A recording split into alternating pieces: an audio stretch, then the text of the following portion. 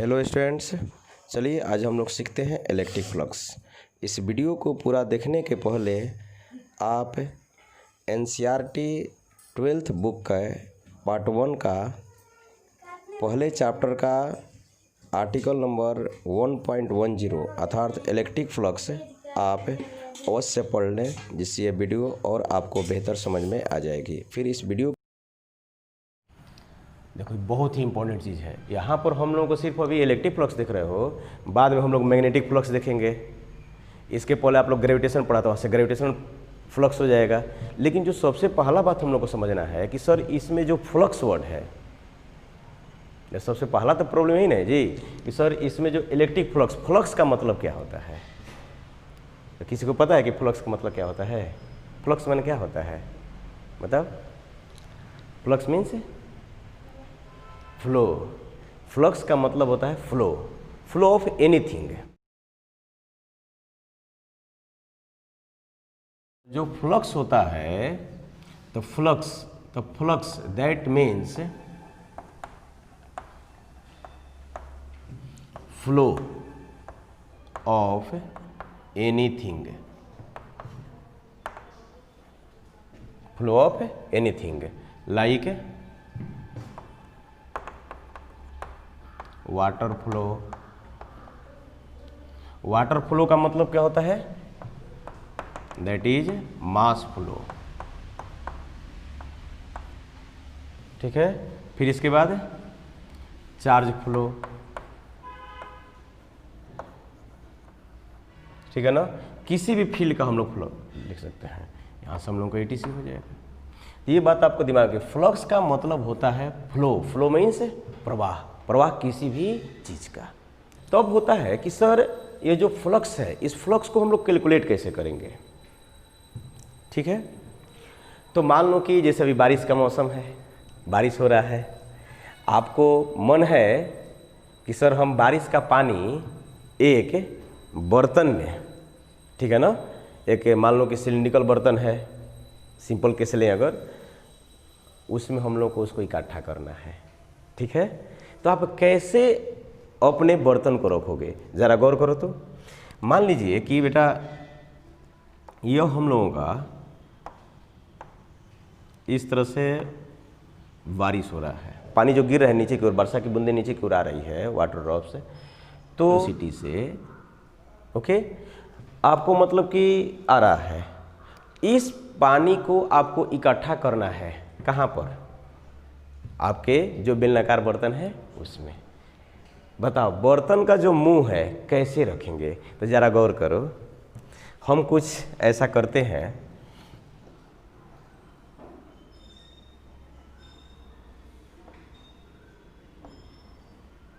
देखो तो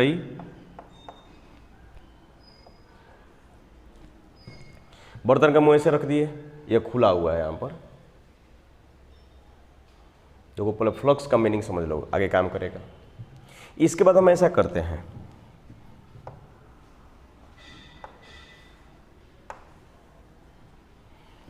ठीक है ना। अब जो बर्तन का हम लोग का यह है, इसको ऐसे रख लेते हैं। देखो तो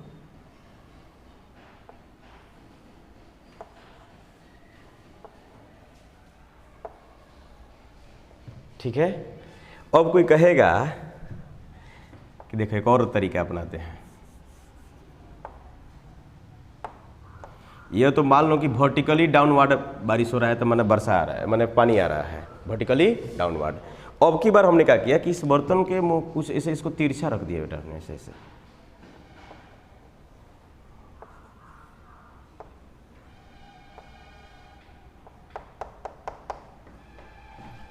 ठीक है ना, ऐसे तिरछे कर दिया। और तीनों ही केस में इसका एरिया मान लो कि है, ये भी कितना एरिया है? ए। कौन एरिया है जी? यह ओपन एरिया, सरफेस एरिया। यह भी कितना हो जाएगा? ए। एक वो एक ही नंबर तक है, यह भी कितना है? ए। और यह वर्टिकल से कितना कुछ एंगल पर ले लिया हमने के थीटा, चाहे हॉरिजॉन्टल से इसको हमने के कितना एंगल पर झुका लिए? कुछ थीटा। ओके, तो अब आप बताइए किस केस में, अगर यहाँ पर 1 2 3 इसका नाम रख लें, इसको मान लो कि कर लें 1, इसको क्या कर लें 2, इसको कर लेते हैं 3, किस केस में आपको वाटर बर्तन के अंदर मिलेगा? फर्स्ट केस में। क्या सेकंड केस में बर्तन में पानी आएगा कि नहीं आएगा? आएगा जी। थर्ड केस में कुछ आएगा कुछ नहीं आएगा। तो आखिर आप इस तीनों फिगर से आपको क्या आइडिया मिल रहा है? कुछ आइडिया मिल रहा है कि सर अगर फ्लक्स होना है किसी भी चीज़ का किसी एरिया के द्वारा, किसी भी चीज़ का अगर किसी एरिया से अगर फ्लक्स होना है, प्रवाह होना है, फ्लो होना है, तो आपको उसका जो फिजिकल क्वांटिटी जो जुड़ा हुआ है उसके साथ है, उसके डायरेक्शन और इसका जो एरिया है उसके बीच कैसा रिलेशन होना चाहिए? परपेंडिकुलर।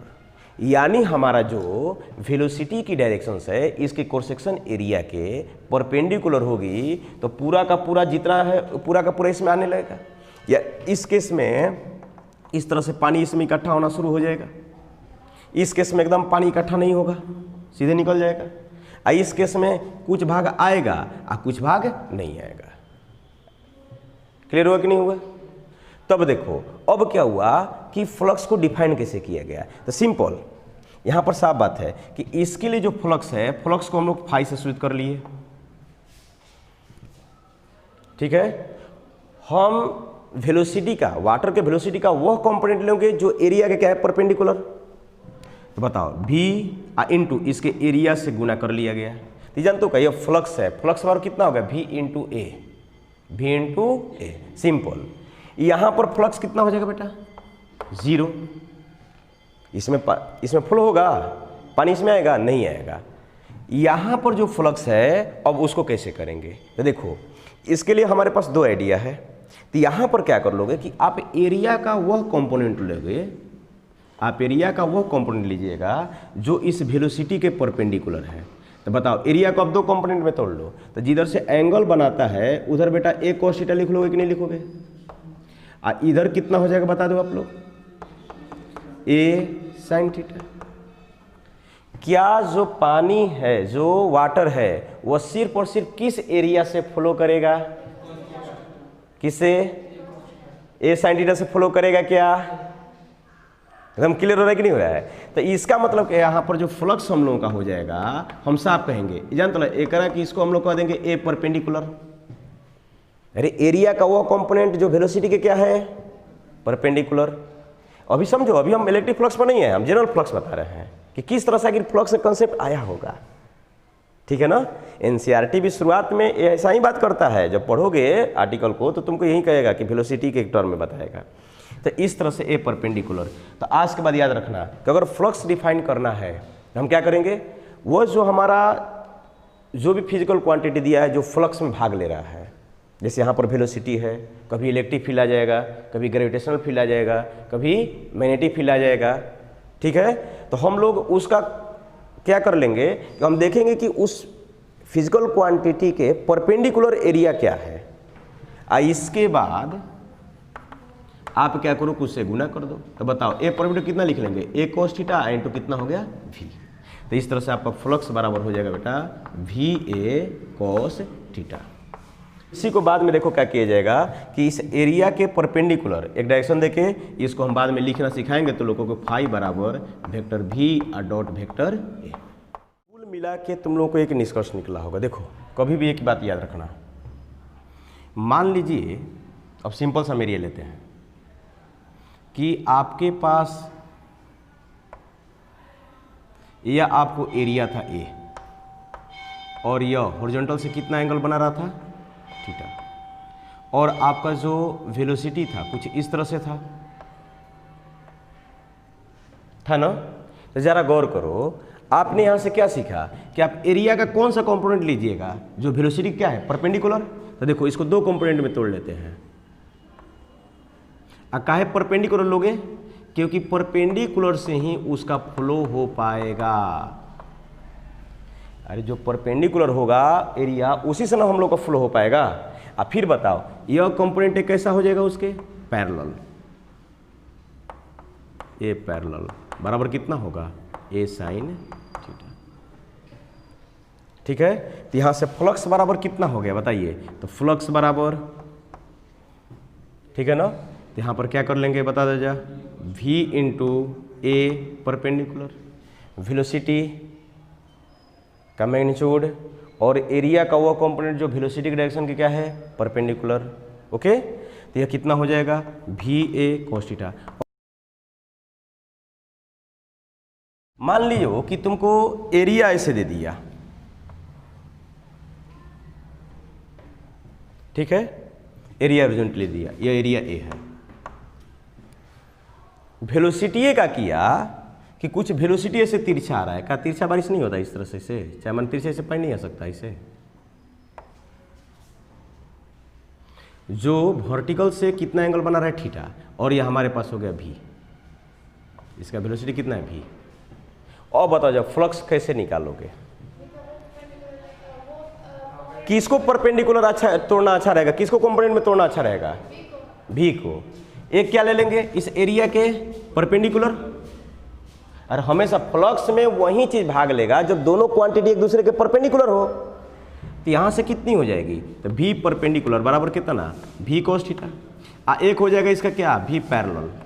क्या पैरेलल वाला कभी भी हम लोग को इसको फ्लो करा पाएगा, नहीं, ठीक, सिंपल। तो इसका मतलब सर फ्लक्स ऐसे भी निकाल सकते हैं ना, हाँ बिल्कुल, हम लोग वेलोसिटी का वो कंपोनेंट लेंगे जो उस एरिया के क्या है, परपेंडिकुलर, इंटू कितना बेटा, ए। तो यहाँ से भी आपको क्या मिल गया बता दीजिए, भी cos थीटा इंटू कितना, ए। क्लियर, तो यह भी हो गया। तो फ्लक्स का हम लोग का यहाँ से, तो इस तरह से रिजल्ट के लिए यह दोनों बात लिख लो, रिजल्ट में आपको दो बात मिल गया।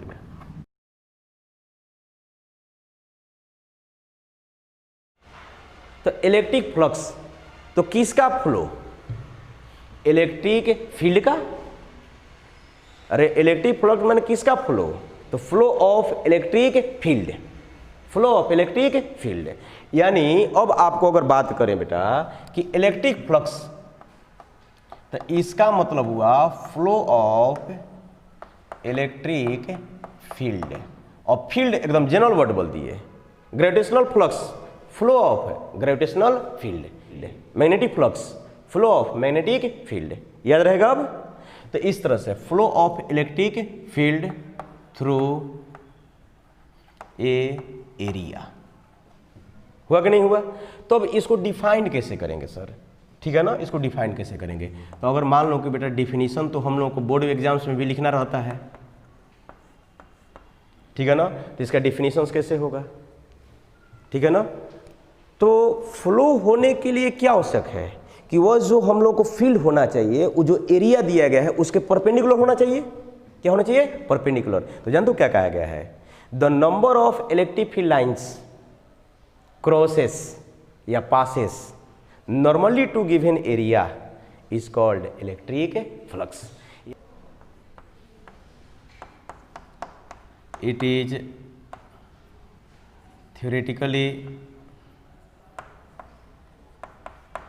theoretically defined as, कैसे डिफाइन कर लेंगे, defined as the number of electric field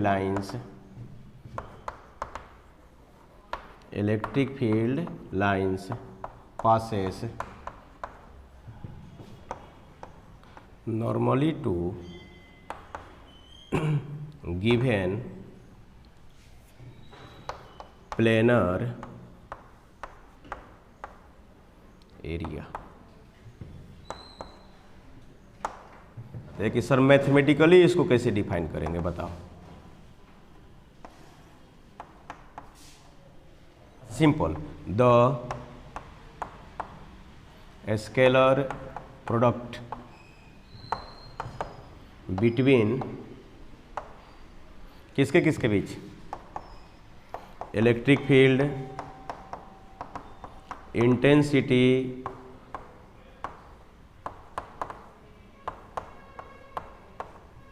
and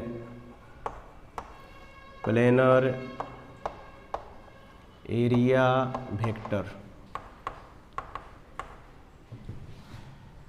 is called electric flux. The scalar product between electric field intensity and planar area vector A is called electric flux. ठीक है बेटा, फिर नीचे में लिख लो जा, it is a scalar quantity, it is a कैसा quantity है, स्केलर। स्केलर कैसे कह पाए, बताएगा कोई हमको? हाँ, स्केलर प्रोडक्ट। अरे दो वेक्टर के स्केलर प्रोडक्ट से आपको स्केलर क्वांटिटी मिलता है जी। इस एग्जांपल में वर्क, फोर्स और डिस्प्लेसमेंट का प्रोडक्ट है कि नहीं है? तो याद रखना, इलेक्ट्रिक फ्लक्स कैसा क्वांटिटी होता है, स्केलर। ये भी हम लोगों को छोटा छोटा एग्जाम में डायरेक्ट पूछता है, स्केलर क्वांटिटी। एंड जनरली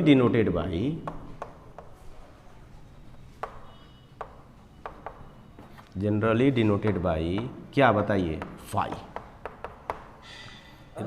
इसका फॉर्मूला कैसे लिखेंगे जी, रुको देखो, फाई बराबर वेक्टर ई और डॉट वेक्टर ए। ई और ए का मतलब समझ रहे हो? देखो ध्यान से बता रहे हैं। अब मान लीजिए कि यह आपको कुछ एरिया हो गया, देखो यह कुछ एरिया है, ध्यान से देखो रे, इस एरिया का यह सरफेस एरिया कितना है, ए है। यह जो सरफेस है इसका एरिया कितनी है, ए है। ठीक है, जैसे मान लो मेरा हथेली है, तो इस हथेली का एरिया कितना है, ए है। ओके, इसके बाद जो इसके लोकेशन पर, देखो फ्लक्स निकालते समय बच्चा एक और गलती करता है, वो इलेक्ट्रिक फील्ड इंटेंसिटी कहीं और का लेगा, एरिया कहीं और का ले लेगा, दिक्कत हो जाएगा। फ्लक्स निकालते समय ध्यान रखना कि हम लोग इंटेंसिटी कहाँ का लेंगे, जिस एरिया के थ्रू इलेक्ट्रिक फ्लक्स पूछेगा तो उसी एरिया के लोकेशन पर इलेक्ट्रिक फील्ड इंटेंसिटी क्या है, वेक्टर क्या है, तो electric field intensity at the location of given area. समझ में क्या कहे सर? बोलो क्या बोले, इको क्या कहे, इको electric field intensity at the location of given area, location of given area. तो मान लेते हैं कि जो हमारा लोकेशन है यहाँ पर हम लोगों का इलेक्ट्रिक फील्ड इंटेंसिटी कितना है, कुछ वेक्टर ई है।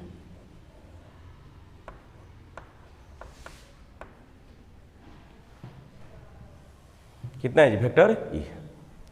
अब देखो, आ जानते हो वेक्टर ए क्या है, ये वेक्टर ए क्या है बुआ, इसको क्या कहते हो, प्लेनर एरिया वेक्टर। चलो एक और क्लियर कर लो जी। प्लेनर एरिया वेक्टर में आपको वेक्टर है, तो वेक्टर में कितने चीज होते हैं, दो चीज, कौन कौन, मैग्नीट्यूड डायरेक्शन। तो इसका मैग्नीट्यूड कितना है बेटा, ए। इसके डायरेक्शन कैसे देंगे, इस तरह से देखो, प्लेन है तो यहाँ पर हमारे पास दो तरह का हुआ, एक इसके नॉर्मल इधर या चाहे नॉर्मल इधर। तो अब जानते हो का, एनसीईआरटी ने सलाह दिया कि आप जो आपका इलेक्ट्रिक फील्ड इंटेंसिटी या जो आपका फिजिकल क्वांटिटी, उसके ओरिएंटेशन के अनुसार उसका आप मान लो। जैसे देख लो, अब बताइए एरिया ए है, तो इस पर परपेंडिकुलर हम कैसे दे दे, बताइए तो इसके परपेंडिकुलर बेटा यह हो जाएगा कि नहीं, कुछ डायरेक्शंस नॉर्मल। अरे यह हम लोग कुछ एन कैप हो गया कि नहीं हो गया, यूनिट वेक्टर। या यूनिट वेक्टर क्या है, normal to given area, normal to given area. तो सर यह ऐसे नहीं हो सकता था, तो हम क्या करेंगे कि ऐसे ना लेके हम देखेंगे कि इलेक्ट्रिक फील्ड इंटेंसिटी हमारा किधर है। तो बताओ यहाँ से यह एंगल हमने के कितना कुछ बना लिया, थीटा। ये जान तो एन कैप बनाओ, यही हम लोग इसको क्या कहेंगे, वेक्टर ए। तो वेक्टर ए का निर्माण कैसे होगा बताओ, वेक्टर ए का निर्माण कैसे हुआ बताइए। तो ए और उसका एरिया इनटू कितना, एन कैप। तो कोई बताएगा कि एन कैप क्या है, unit vector normal to given area. तो एरिया कोई पूछ दे कि एरिया कैसे का क्वांटिटी है, तो सब कहोगे स्केलर क्वांटिटी है। बस फ्लक्स को डिफाइन करने के लिए हम लोग दिए गए प्लेनर एरिया के नॉर्मली एक यूनिट वेक्टर डिफाइन करके उसको क्या बना देते हैं, वेक्टर। क्या बना देते हैं, वेक्टर। दिमाग में रहेगा नहीं रहेगा बात? तो इस तरह से एंड टू एंड, और इसी को कुल मिलाकर, और ए क्या है, तो ए क्या है, सिंपल सरफेस एरिया है, सरफेस एरिया। अब बताओ वेक्टर ए कहाँ हुआ, तो कह दो जा प्लेनर एरिया, बोलो वेक्टर।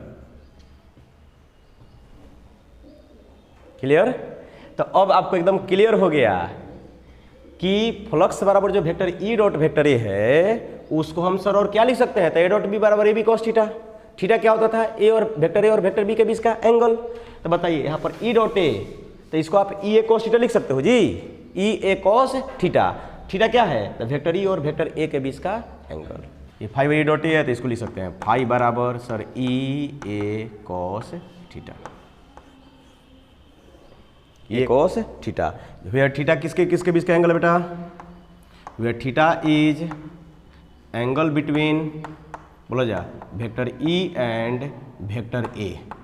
वेक्टर इस तरह से theta is the angle between, हम लोग ऐसे कर सकते हैं या ऐसे भी कर सकते हैं कि theta is angle between vector E and normal to given planar area. ठीक है बुआ, तो कन्फ्यूजन हो इसलिए हम लिख दिए। बात समझ आ रहा है बेटा? चलो, ये तो फ्लक्स का कंसेप्ट क्लियर हो गया, प्लेनर एरिया वेक्टर भी कंसेप्ट आ गया यहाँ से।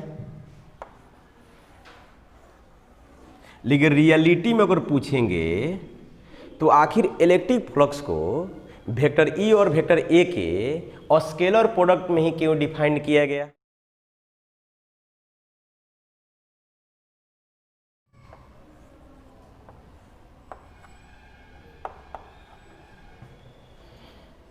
देखो तो बेटा,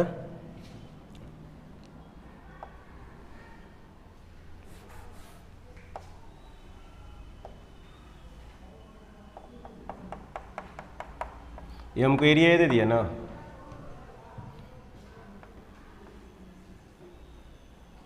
ये क्या है बताओ, इलेक्ट्रिक फील्ड इंटेंसिटी है। यह क्या कर रहा है, जो इलेक्ट्रिक फील्ड इंटेंसिटी है, जो एरिया है, एरिया, तो एरिया के नॉर्मल से लाइन नॉर्मल टू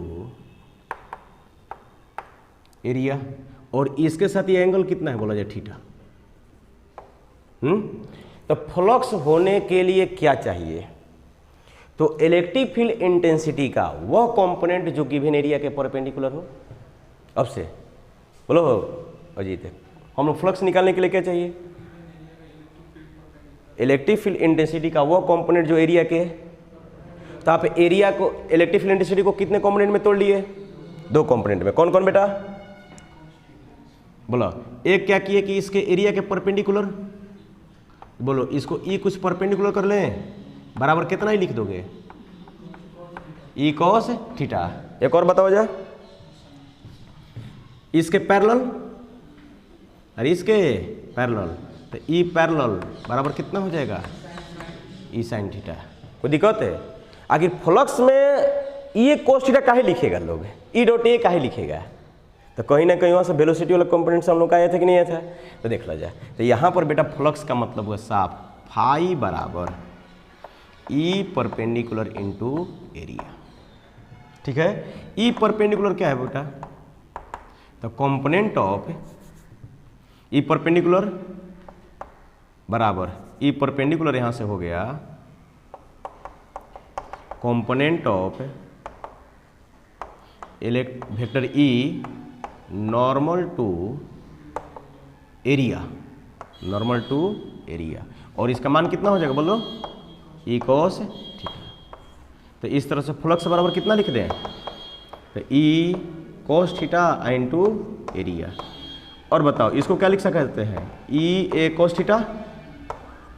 अब हम लोग क्या कर लें कि अगर इस एरिया के परपेंडिकुलर में देखो नॉर्मल जो लाइन है, इधर अगर हम यूनिट वेक्टर डिफाइन कर लेते हैं एन कैप, क्या कर लेते हैं एन कैप है, तो हम लोग इसको ऐसे भी लिख सकते हैं क्या कि वेक्टर ई आ डॉट वेक्टर ए, अब वेक्टर ए का मतलब कोई बताएगा, ए इंटू एन कैप,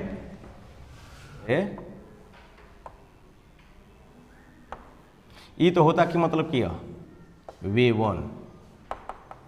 इसका दूसरा तरीका हम लोगों का यह होता समझने का, बताओ हम क्या करते कि ये जो हमारा एरिया दिया गया है,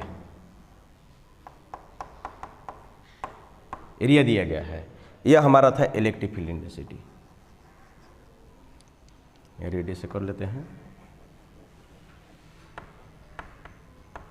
लिखा तो एरिया का वह कंपोनेंट जो इलेक्ट्रिक फील्ड इंटेंसिटी क्या है, पैरेलल सॉरी परपेंडिकुलर, तो कितना हो जाएगा ए परपेंडिकुलर बराबर ए कॉस थीटा, और यह कितना हो जाएगा बेटा इसका पैरेलल, ए पैरेलल बराबर ए साइन थीटा। तो हमारे पास एक और आइडिया क्या हुआ कि सर एरिया को हम दो कंपोनेंट में तोड़ सकते हैं, एक कंपोनेंट जो इलेक्ट्रिक फील्ड इंटेंसिटी की क्या है परपेंडिकुलर, देखो ना ये परपेंडिकुलर नहीं है, एक जो उसके क्या है पैरेलल। तो यहाँ से फ्लक्स में फिर कौन सा भाग लेगा, फ्लक्स में फ्लक्स बराबर ई इंटू एरिया का वो कंपोनेंट जो उसके परपेंडिकुलर है, तो कितनी हो जाएगी बता दो जा, ई इंटू ए कॉस थीटा। तो इस तरह से फ्लक्स हुआ। फिर हम लोग क्या कर लेंगे, वेक्टर ई और डॉट वेक्टर ए, फिर वही कंसेप्ट से आगे बढ़ जाएंगे। कंसेप्ट में लिख लो, ये इसका कंसेप्ट हुआ। If vector E is not uniform at area A, then flux बराबर जानते हो क्या करोगे, ई डॉट डी ए का इंटीग्रेशन कर लेना, क्या ओवर एरिया। तरह से अगर किसी एरिया पर ई यूनिफॉर्म नहीं है तो क्या कीजिएगा आप, पहले आप छोटा फ्लक्स निकालोगे ई डॉट डी ए और उसके बाद उसको इंटीग्रेट कर लोगे। चलो इसको देखेंगे अभी छोटा सा। तो यही तो बात ऑब्जेक्टिव के लिए तो एकदम क्लियर हो गया कि इलेक्ट्रिक फ्लक्स कैसा क्वांटिटी बताओ जा। तो electric flux is a scalar quantity. देखो बोर्ड एग्जाम्स में या जनरली जो हमने के छोटका परीक्षा होता है तो ये पूछेगा, और फिर इसका फॉर्मूला अगर सिंपल कहेगा कि देखो इसमें इलेक्ट्रिक फ्लक्स कैसे डिफाइन करते हैं, तो वेक्टर ई या डॉट वेक्टर ए। अगला पॉइंट, एक काम करो जा, तो लोग इसका डायमेंशन लिख लो, dimensions of electric flux.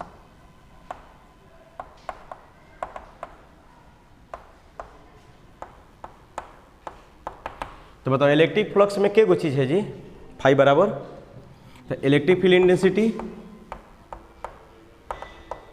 Electric field intensity गुना एरिया। अरे वाह, फ्लक्स दो को बात पर डिपेंड करता है ना, किस किस पर, इंटेंसिटी और एरिया। इंटेंसिटी कैसे डिफाइन करते हैं बताइए, तो फोर्स पर यूनिट चार्ज इंटेंसिटी गुना एरिया। तो अब बताओ फोर्स बराबर कितना, फोर्स का डायमेंशन को बताओ, mlt माइनस 2। चार्ज का बताओ 80, करंट गुना टाइम 80। एरिया का जी एल स्क्वायर। अरे इसमें कोई दिक्कत है? तो अब बताओ क्या लिख लोगे इसको हम लोग ऐसे भी कर सकते हैं ना, एम एल गुना एल स्क्वायर, तो एल के पावर 3 टी के पावर -2 और टी ऊपर जाएगा तो कितना -1, तो -2 -1 -3 और ए के पावर में -1। ठीक है बेटा, यह दिमाग में रखना चाहिए। हाँ अच्छा, एक और बात है, कभी कभी करंट को ए से ना लिख के आई से भी लिख लेता है, तो हम लोग इसको ऐसे भी कर सकते हैं, एम एल क्यू टी -3 आई के पावर -1। फिर बताओ जाए इसका ऐसा यूनिट कोई बताएगा हमको, अब ऐसा यूनिट है बेटा, एक तो इसका डायमेंशन ऐसा यूनिट हो जाएगा कितना बताओ जा, मास का किलोग्राम, लेंथ के लिए मीटर, टाइम के लिए सेकेंड और करंट के लिए एम्पियर। तो इसको क्या कहते हो, डायमेंशनल एसआई यूनिट। क्या कहते हैं, अरे बोलो तो अब, डायमेंशनल एसआई यूनिट। अभी तो मतलब कि अकेले नहीं ना है हम है, ठीक है। दूसरा का यूनिट बोल दीजिए बेटा, है देखो रुको, फोर्स के लिए, अरे फोर्स करे न्यूटन, एरिया के लिए बोलो मीटर स्क्वायर, और यहाँ पर भी कम से कम तो लोग को याद हो जाना चाहिए बेटा, चार्ज के लिए कूलम। क्लियर? लेकिन एक और तो लोग को बात होना चाहिए, जब हम इलेक्ट्रिक फील्ड इंटेंसिटी बताए थे तो वहाँ पर एक यूनिट बताए थे कि इलेक्ट्रिक फील्ड इंटेंसिटी को जब पोटेंशियल से करेंगे तो E बराबर माइनस dV/dr। तो इंटेंसिटी का एक होता है वोल्ट प्रति मीटर, इलेक्ट्रिक फील्ड इंटेंसिटी का एक यूनिट क्या होता है वोल्ट प्रति मीटर। तो इंटेंसिटी का कितना हो गया वोल्ट प्रति मीटर गुना एरिया का metre square, metre metre cut गया तो वोल्ट गुना मीटर, इसको आप क्या पढ़िएगा तो वोल्ट गुने मीटर। क्लियर है? तो इस तरह से हम लोगों को यह भी काफ़ी फेमस है, तो लोग को दे देगा यह।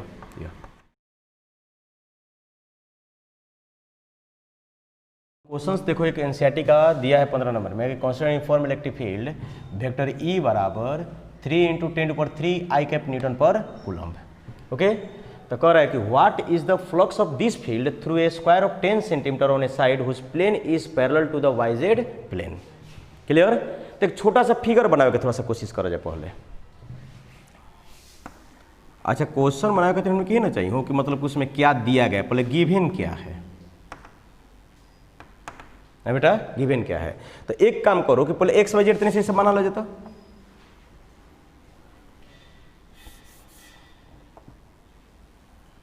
बोले x मान ली इधर है, देखो x अगर इधर मानोगे तो y ऊपर होगा, देखो x y z, अरे x y z तो यह तुम्हारा y हो जाएगा, यह क्या होगा z।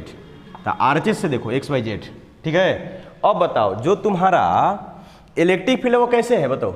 इलेक्ट्रिक फील्ड का देखो डायरेक्शन आई कैप, माने इलेक्ट्रिक फील्ड किधर है एक्स एक्सिस के लॉन्ग, पॉजिटिव नेगेटिव है पॉजिटिव, बहुत अच्छा।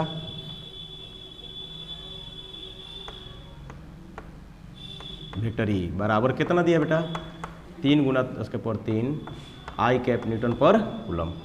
बताओ पहला क्वेश्चन जब पढ़ रहे हो तो क्या दे रहा है कि what is the flux of this field through a square, कैसा दिया गया स्क्वायर ऑफ साइड कितना दिया गया 10 centimetre on a side whose plane is parallel to the YZ plane, parallel to the YZ plane. इसका मतलब यह हुआ कि देखो है ना हमने के प्लेन हो गया हो, अरे बोलो नहीं हो गया स्क्वायर प्लेन है, हुआ कि नहीं हुआ। तो बेटा एक और हमने के साइड कितना भाई बोला 10 सेंटीमीटर, ये हो कितना 10 सेंटीमीटर। तो अगर एरिया ए कहीं जा तो अगर ए बराबर कहीं जा तो ए बराबर ए स्क्वायर हुआ कि ना हुआ। और बताओ तो हम लोग को वेक्टर ए चाहिए, फ्लक्स निकालने के लिए आपको क्या चाहिए बताइए। तो फ्लक्स निकालने के लिए चाहिए कि सर फाई बराबर वेक्टर ई आ डॉट वेक्टर ए, बोलो ना जी, या फ्लक्स बराबर चाहिए ई ए कोस थीटा। तो अगर आपको वेक्टर ई और वेक्टर ए पता है तो वेक्टर फॉर्म, अगर आपको मैग्नीट्यूड पता है दोनों का तो दोनों के बीच का एंगल भी चाहिए, फाई बराबर ई ए कोस थीटा। अरे ई ए कोस कब जब ई ए थीटा पता है, जब वेक्टर पता है तो हम लोग इसको दोनों टर्म में बना सकते हैं, ठीक है ना। तो बताओ यह जो एरिया है YZ के प्लेन के है तो इस पर परपेंडिकुलर किधर होगा, जब YZ इधर है तो परपेंडिकुलर किधर होगा x के तरफ। यानी अगर हम लोग इस पर अगर एक एरिया वेक्टर दे दे बेटा, एरिया वेक्टर है तो जो नहीं एरिया वेक्टर बा कुछ ऐसे हो कि ना ए स्क्वायर आई कैप होगा कि नहीं होगा है। तो पर रख दी इसमें, तो रख के बना लो जाए फाई बराबर ई का मान कितना ना बोलो और इतना, और ए बराबर कितना ए स्क्वायर। तो ए स्क्वायर का मतलब कितना लिख सकते हैं बताइए। तो 10 सेंटीमीटर का मतलब 10/100 है मीटर का स्क्वायर, तो कुल मिला के कितना हो जाएगा बताओ जाए। तो 1/100 मीटर स्क्वायर, यानी 10 के पावर -2 मीटर स्क्वायर यूज करके बना लो। फॉर्मूला हमको लगेगा फाई बराबर ई डॉट ए। अब यहाँ से फाई बराबर कितना हो जाएगा तो ई का मान 3 × 10⁻³ न्यूटन पर कूलम्ब आई आ डॉट वेक्टर ए बराबर कितना लिखते हैं ए स्क्वायर, और ए स्क्वायर जब पर कितना है तो 10⁻⁻² मीटर स्क्वायर आई कैप। अरे वेक्टर ए उधर हो जाएगा, तो बताइए इसको काट लीजिए आप। तो कुल मिलाकर आपको कितना हो गया आंसर 3 × 10 और न्यूटन मीटर स्क्वायर और प्रति कूलम्ब। और इसे भी आई डॉट आई कितना होता है जी 1, और सेम यूनिट वेक्टर कितना होता है dot product 1, same dot product 1 होता है, आई डॉट आई बराबर 1। तो इससे हो जाएगा 30 न्यूटन मीटर स्क्वायर प्रति कूलम्ब। आंसर बनाएंगे फाई बराबर ई ए कोस थीटा। तो बताइए यहाँ पर ई का मैग्नीट्यूड कितना है बता दीजिए। तो ई का मैग्नीट्यूड यहाँ से हो जाता है 3 × 10⁻³ न्यूटन पर कूलम्ब इंटू एरिया का मैग्नीट्यूड कितना होता है तो 10⁻² मीटर स्क्वायर, और दोनों का बीच का एंगल कितना cos 0 डिग्री। क्यों? क्योंकि वेक्टर ई पैरेलल है वेक्टर ए के। बोला है कि नहीं जी? वेक्टर ए क्या है? पहले दोनों एक ही दिशा में है, तो थीटा बराबर कितना हो गया? 0 डिग्री हो गया कि नहीं हो गया? तो इस तरह से बेटा यहाँ से हो जाता 3 × 10 और न्यूटन मीटर स्क्वायर प्रति कूलम, 30 न्यूटन मीटर स्क्वायर प्रति coulomb. What is the flux through the same square if the normal to its plane makes a 60 degree angle with the x axis? बड़ा बढ़िया दे दिया कि जो उसका नॉर्मल है वो एक्स एक्सिस से कितना एंगल बना रहा है? 60 डिग्री है कि नहीं है? बना दे हम तो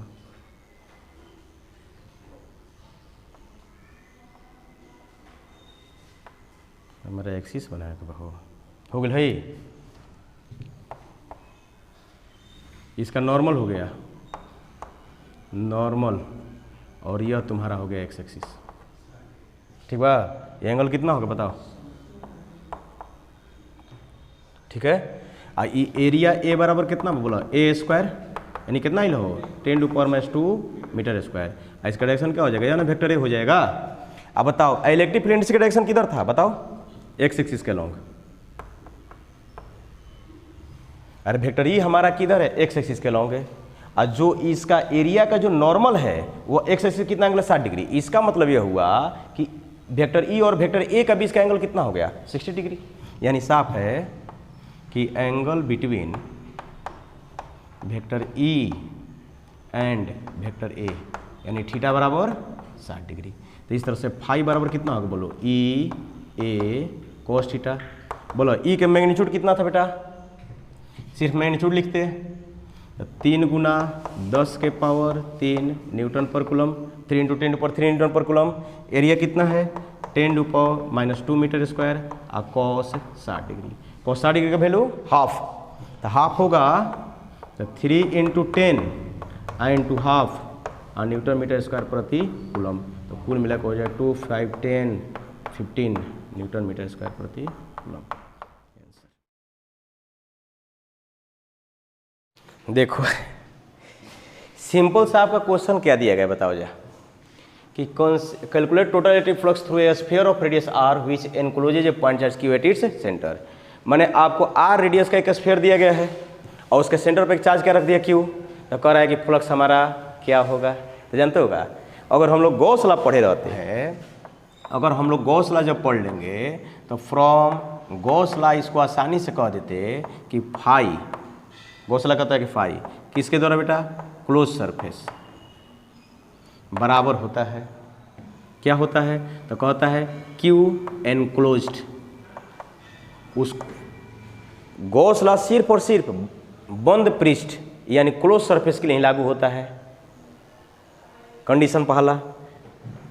और वो क्लोज सरफेस जो टोटल इलेक्ट्रिक फ्लक्स होगा वो किसके बराबर होगा? तो उस क्लोज सरफेस के इनसाइड में टोटल चार्ज, अब बट्टा में क्या कर दोगे? Epsilon not. एप्सिलॉन नॉट नया नाम तो है नहीं, एप्सिलॉन नॉट क्या है जी? Electrical permittivity of vacuum. कब? जब उस सरफेस के अंदर में सिर्फ और सिर्फ क्लोज सरफेस के अंदर में वैक्यूम या एयर है तब। अगर मीडियम रहता तो क्या करता बताओ? इसमें एप्सिलॉन नॉट से क्या कर लेते? गुना कर लेते। अरे एप्सिलॉन नॉट पता है ना क्या होता है? तो इस तरह से फाइन क्लोज। तो क्यू एनक्लोज, तो बताओ हम लोग को क्वेश्चन में क्या दी देगा? सर एक स्फीयर है, उसकी रेडियस कितनी है? r है, आई इसके सेंटर पे एक चार्ज दे दिया कितना? q। तो इसका जो फ्लक्स हो जाएगा स्फीयर के द्वारा, तो इसके अंदर में चार्ज कितना होगा टोटल? q। अब बटा में कितना हो गई? Epsilon not. तो इसका आंसर हो जाता है।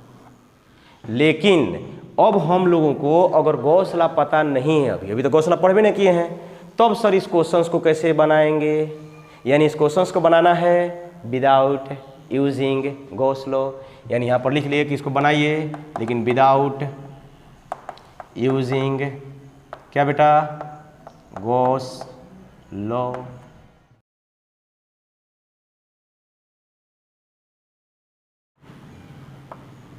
कैलकुलेशन ऑफ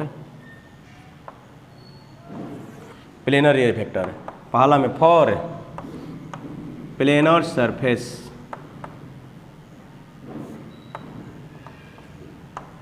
तो प्लेनर सरफेस के कैसे बेटा? प्लेनर सरफेस कैसे हो जाएगा बताओ? कोई भी हम लोग को एरिया दे देगा तो उस एरिया के, इसका एरिया कितना ए है, तो इस एरिया क्या कर लोगे? नॉर्मल, एरिया के नॉर्मल, तो ये वेक्टर ए हो जाएगा। ठीक है ना, यानी direction of vector A is normal to given surface. लेकिन अब बताओ, अगर हम लोग को कर्व्ड सरफेस देगा तो क्या करोगे? कर्व्ड सरफेस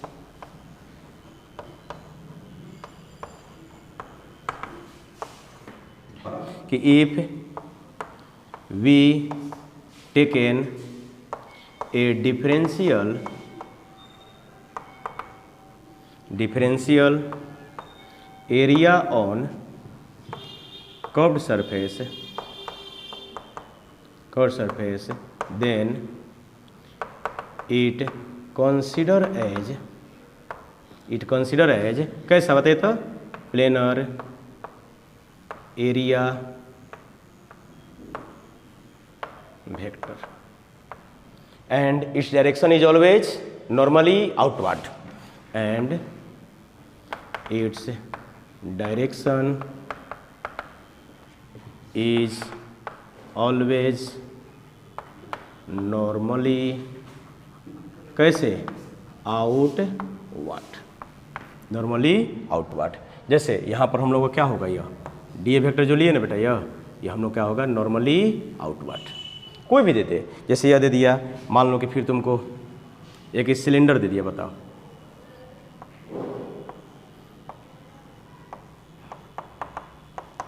तो सिलेंडर में किस तरह के सरफेस होकेला बोला जाए? सिलेंडर में किस तरह के सरफेस? दो तरह के, इधर से प्लेन और ये दोनों प्लेन, आई क्या हुआ? कर्व। तो अब बताओ, यहाँ पर अगर प्लेन यहाँ पर लेते तो यहाँ पर इसे बाहर की ओर, अरे अगर इसका एरिया ए है तो यह वेक्टर ए इसे लिखते कि ना लिखते जी? इसका अगर एरिया ए है तो बताओ इधर क्या हो जाता? तो माइनस वेक्टर ए होता कि नहीं होता? इस पर कितना कुछ हो जाएगा? इस पर कितना कुछ हो जाएगा बताइए? तो देखो इस पर डी ए कुछ लेंगे, डी ए पर डायरेक्शन क्या हो जाएगा? तो नॉर्मली आउटवर्ड, ये हो जाएगा डी ए वेक्टर। क्लियर? तो हम लोग को अगर किसी कोई कर्व सरफेस दे दिया तो कर्व सरफेस पर अगर आपको कर्व कैसा है? क्लोज सरफेस है, तो जो कर्व सरफेस दिया तो उस पर जो हम लोग का डिफरेंशियल एरिया लिया जाएगा तो वो कैसे हम लोग का होगा? तो एक प्लेनर एरिया वेक्टर कंसीडर करेंगे और उसका डायरेक्शन हमेशा क्या होगा? Outward, normal. ये बहुत ही बेहतरीन कॉन्सेप्ट आ गया। ठीक है, ये इसके कुछ एग्जाम्पल हो गए। तो एग्जाम्पल में इसको एक यह दे देना, एग्जाम्पल में किसको यह दे देना, हो गया, उतार लो जाए। तो कर्व सरफेस पर कैसे प्लेन वेक्टर कंसीडर करके पता चल गया ना? कैसे बताओ तो? उस पर कोई डिफरेंशियल एरिया लेंगे तो उसको आप एक प्लेन जैसा कंसीडर कर सकते हो, उस पर डायरेक्शन कैसे लोगे? Outward, normal, outward, normal. इसको बनाएंगे आंसर। तो एक पहले स्फीयर मान लीजिए, इधर मान लो स्फीयर, मान लिया स्फीयर दिया गया है, स्फीयर दिया गया है, इसके सेंटर पर कितना चार्ज है? क्यू। छोटा कि बड़ा? छोटा। इसकी रेडियस कितनी थी? क्लियर? बताओ, ये जो स्फीयर है तो स्फीयर कैसा सरफेस है? स्फीयर कैसा सरफेस है? कर्व सरफेस है। तो आप क्या करेगा? अब इसके द्वारा अगर इलेक्ट्रिक फ्लक्स निकालना होगा तो क्या करोगे? इस पॉजिटिव चार्ज से बहुत सारे इलेक्ट्रिक फ्लक्स निकलेंगे, केवल निकलेंगे। तो क्या करेंगे? अब बताओ, हम क्या किए कि यह जो हमारा स्फीयर दिया गया है तो इस पर एक हमने डिफरेंशियल एरिया ले लिया, ठीक है ना? तो बेटा इस पर डिफरेंशियल एरिया कितना कुछ ले ले? D A. कितना ले लें? D A. और कितना ले लें? D A. और कोई बताएगा कि इस डी ए का, ये डी ए कहीं भी ले सकते थे? बिल्कुल सर, कहीं भी ले सकते थे। इस डी ए का डायरेक्शन क्या हो जाएगा? कोई बताओ। Normally outward, normally outward, normally outward. Clear है? अब बताइए, हम तो लोग जब इलेक्ट्रिक फ्लक्स निकालना, इलेक्ट्रिक फ्लक्स का जब डिफिनीशन बताए थे तो वहाँ पर साफ कहे थे कि बेटा जब ई डॉट आप ए लिखते हो तो ई कहाँ का इंटेंसिटी होता है? तो उस एरिया के लोकेशन का। क्लियर है? यानी फिर पूछेंगे कि डी ए के लोकेशन पर, अरे डी ए के लोकेशन पर इलेक्ट्रिक फील्ड कितना? तो बताओ कैसा चार्ज है? पॉजिटिव। तो पॉजिटिव चार्ज से दूर होता है कि नहीं होता है? इलेक्ट्रिक फील्ड का डायरेक्शन पॉजिटिव चार्ज से क्या होता है? अबे। और एक पॉइंट चार्ज का इलेक्ट्रिक फील्ड का वैल्यू ई बराबर के क्यू बटा में आर स्क्वायर। तो बताओ यहाँ पर हम लोग को जो इंटेंसिटी हो जाएगी वो कितना हो गया? कुछ वेक्टर ई। एक और बात, ये डी अगर यहाँ ना लेके यहाँ पर लेते तो डी वेक्टर इधर। और बताओ इसके प्रत्येक पॉइंट पर, इसके प्रत्येक सरफेस के पॉइंट पर ई का मैग्नीट्यूड तो सेम होगा, ई का मैग्नीट्यूड सेम होगा, क्योंकि चार्ज और डिस्टेंस सेम है। लेकिन क्या बदल जाता? डायरेक्शन। डायरेक्शन कैसे होता? तो रेडियली आउटवर्ड। तो ये यहाँ पर सबसे खूबसूरत बात है कि सर जो वेक्टर ई है तो उसका स्फीयर के सरफेस पर मैग्नीट्यूड तो क्या है? सेम है, लेकिन उसकी डायरेक्शंस क्या है? हमेशा बदल रही है। कैसे बदल रही है? तो रेडियली आउटवर्ड, रेडियली आउटवर्ड। तो हम तुमसे बात करेंगे कि बेटा बता दो कि electric flux through surface dA कितना हो गया बता दीजिए। तो क्या लिख लोगे? D phi. अरे छोटा एरिया तो फ्लक्स भी कैसा? छोटा। तो डिफरेंशियल फ्लक्स बराबर कितना बेटा? तो ई डॉट dA। कुछ शक है जी? बताओ ई और dA दोनों एक ही डायरेक्शन में है कि नहीं है? दोनों क्या है? Radially outward. बिल्कुल। तो दोनों का बेस का एंगल बोल दो कितना हो गया? 0 डिग्री। तो यहाँ से डी फाई बराबर बोल दो कितना हो गया बेटा? ई का मैग्नीट्यूड dA cos 0 डिग्री हुआ कि नहीं हुआ? तो डी फाई बराबर ई का मैग्नीट्यूड इंटू dA हो गया जी। अब बताओ ई का मैग्नीट्यूड कितना हो जाएगा जी? पॉइंट चार्ज के कारण। तो ई बराबर हो जाएगा 1 बटा में 4 pi epsilon naught into Q बटा में आर स्क्वायर। बोलो के क्यू बटा में आर स्क्वायर। किसी पॉइंट चार्ज के कारण आर डिस्टेंस पर इलेक्ट्रिक फील्ड इंटेंसिटी का मैग्नीट्यूड कितना होता है? ई बराबर के क्यू बटा में, तो पॉइंट चार्ज का आर डिस्टेंस पर यहाँ पर इलेक्ट्रिक फील्ड इंटेंसिटी का मैग्नीट्यूड कितना होगा? के क्यू बटा में आर स्क्वायर। के का मतलब 1 बटा में 4 पाई एप्सिलॉन नॉट। यहाँ पर रख दे बेटा। डी फाई बराबर कितना बोलिए? तो 1 बटा में 4 पाई एप्सिलॉन नॉट क्यू बटा में आर स्क्वायर इंटू dA। और बोला अब क्या करें? पूरे स्फीयर के लिए इसको इंटीग्रेट कर दें। इंटीग्रेट कर देना, इंटीग्रेट कर लेते हैं। चलो उतार लीजिए।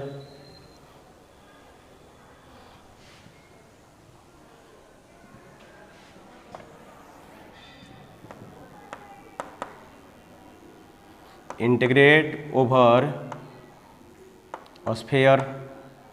तो पूरा स्फीयर पे इसको इंटीग्रेट कर लो तो we get total electric flux. ठीक है ना? तो टोटल इलेक्ट्रिक फ्लक्स कितना हो जाएगा बताओ? फाई बराबर डी फाई का इंटीग्रेशन किधर? पूरे स्फीयर के लिए। तो बता दीजिए इसमें कांस्टेंट क्या क्या है बताओ तो? Q 4 pi epsilon naught r square. Constant को बाहर निकाल रहे हैं तो कितनी हो जाएगी? क्यू बटा में 4 pi epsilon naught into are square. और सिर्फ dA उसके अंदर रह जाएगा। यह कितना? स्फीयर। तो कोई बताएगा कि स्फीयर पर dA, पूरे स्फीयर का सरफेस एरिया कितना? पूरा स्फीयर का सरफेस एरिया कितना? 4 पाई। तो पूरा dA इंटीग्रेशन कर लो पूरा स्फीयर के लिए, तो उसका सरफेस एरिया कितना हो जाएगा? 4 पाई आर स्क्वायर। तो कितनी हो जाएगी? क्यू बटा में 4 pi epsilon naught into are square अगुना सरफेस एरिया। तो 4 पाई स्क्वायर लिख देंगे ये के 4 पाई आर स्क्वायर। तो 4 पाई से 4 पाई कैंसिल, आर स्क्वायर से आर स्क्वायर कैंसिल। तो बेटा फ्लक्स कितना मिल गया टोटल? तो क्यू बटा में एप्सिलॉन नॉट। क्या गॉस लॉ अगर हम लोग पढ़ लेते तो इसको जस्ट माइक्रो सेकेंड में भी क्यू बटा एप्सिलॉन नॉट कह सकते थे ना? आए कि नहीं है? तो कहीं ना कहीं जो गॉस लॉ हम लोग का होता है कि चार्ज एनक्लोज्ड आ बटा में एप्सिलॉन नॉट, वो भी बात सही था कि नहीं था? तो चलो इस तरह से हम लोग निकालेंगे क्लोज के लिए। ठीक है।